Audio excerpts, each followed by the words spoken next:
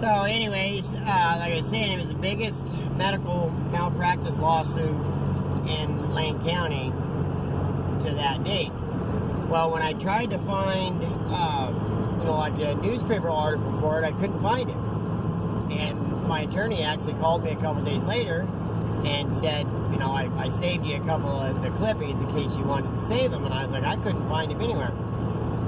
And he said, well, I got these out of the Portland paper because Eugene won't print it, the Eugene Register Guard. And I'm like, why not? Because the Register Guard is owned by a team of doctors themselves. So anyways, it took almost 7 years before we went to court. And the issue was never that I couldn't work or that I couldn't do this or that. It was that it was not done right.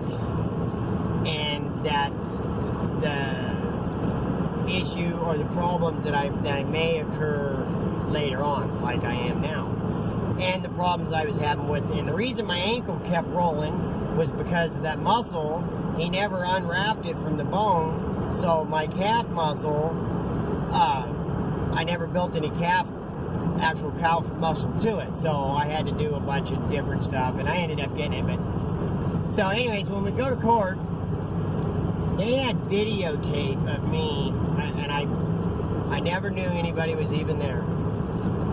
They had video of me at work on jobs that, they were hard for us to find, and we'd worked on them for, weeks at a time. I have no clue how they ever got out there. They had videotapes, of me at work, playing softball, playing with my kids and stuff like that. It was really kind of an eye-opening experience. So the whole time, I never knew what we were, and so my attorney actually brought in a trial attorney. And so when we go to court, and this guy, he's just a little tiny, frail little, and I'm like, he knew what he was doing. And he was an absolute shark. For being such a small guy, wow, he had a big bite.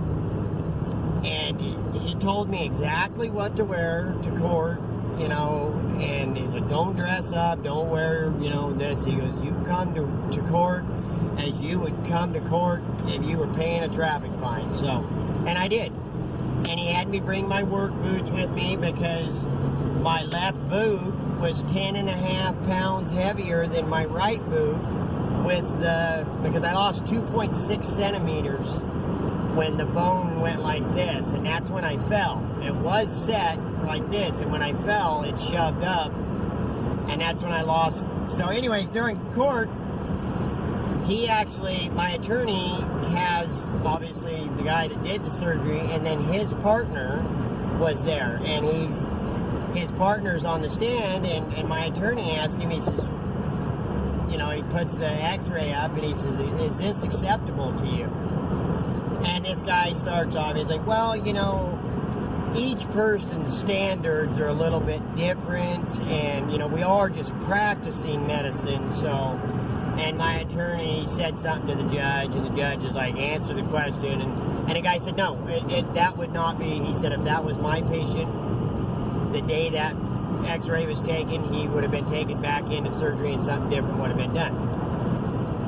And, so it ended up taking 5 days for the trial to go through. And as it turned out, because of it being the way it was, we couldn't ask for a set amount of money. But there was already, the law only allows for so much, but it's up to the jury to decide how much you get. And when we were picking the jurors, my attorney told me you don't want anybody in the medical field, obviously, and you don't want school teachers.